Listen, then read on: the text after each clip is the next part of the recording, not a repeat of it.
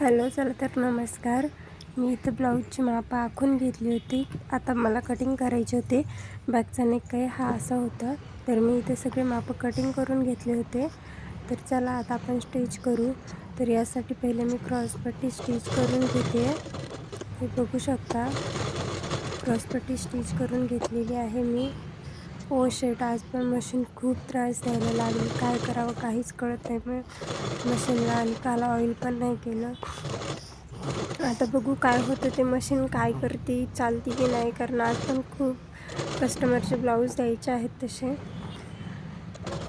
तर तुम्ही बघू शकता, आता आपली कटोरी जॉईन करून घेते मी. ही कटोरी आपली जॉईन करून झालेली आहे.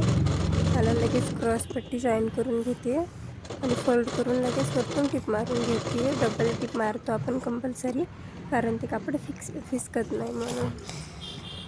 हे आपला फ्रंटचा एक पार्ट तयार आहे. आता आपल्याला हुकलुकाच्या पट्ट्या काही करायच्या होत्या, पण या ब्लाऊजला बटन होते, त्यासाठी मी बटनची पट्टी लावून घेत होते पहिलं. तर हे बघू शकता आपण बटनची पट्टी, तर जशी आईची पट्टी लावतो तशीच बटनची पट्टी लावायची आहे आपल्याला, सेम टू सेम. तर इथे मी बटनची पट्टी लावून घेतलेली आहे. आता लगेच दुसरा पार्ट आपण तयार करून घेऊ. कटोरी जॉईन केली परत. खरंच बापरे बाप, एवढी मशीन त्रास देते ना, काहीच समजतच नाही आहे. फोल्ड करून त्याला पण डबल टिप करून घेतलं.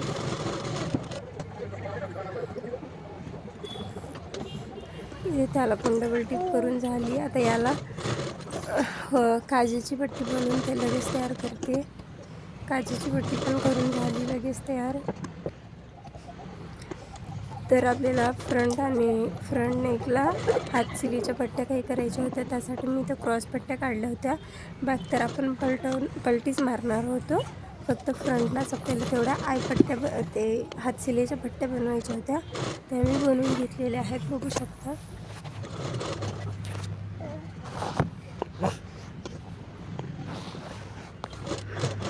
अशा प्रकारे आपल्या दोन्ही पार्टला हातशिलीच्या पट्ट्या जॉईन करून झालेल्या आहेत.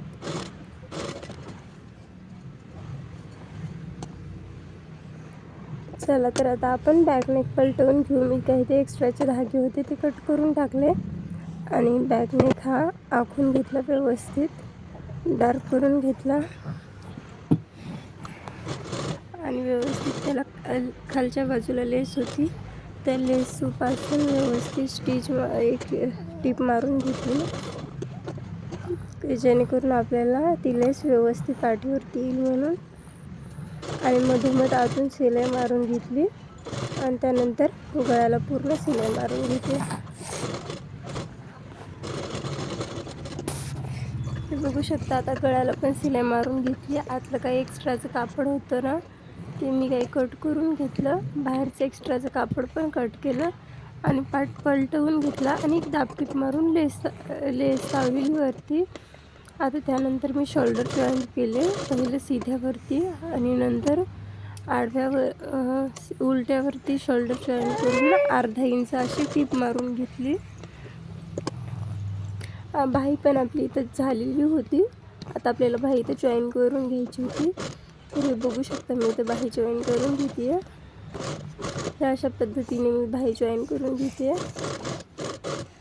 व्यवस्थित कटोकट बाही पुरलेली आहे आपली. दोन्ही बाजूंनी मी बाही सेंटरमधून लावते, कारण कमी जास्त पडायला नको म्हणून. आपली बाही झालेली आहे बसून. पहिली व्यवस्थित पुरली बाही म्हणून आपण दुसऱ्या बाजूने डायरेक्ट बाही लावून घेते. स्टार्टिंगपासूनच चालू करते व्यवस्थित. तर आपली तर दुसरी पण बाही लावून झालेली आहे.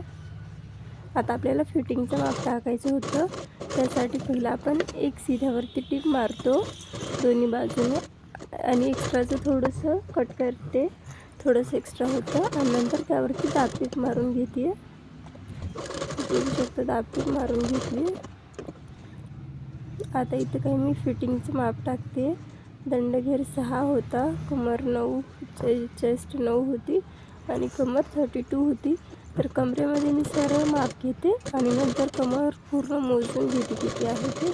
तर अशा पद्धतीने फिटिंग व्यवस्थित येऊन जातं.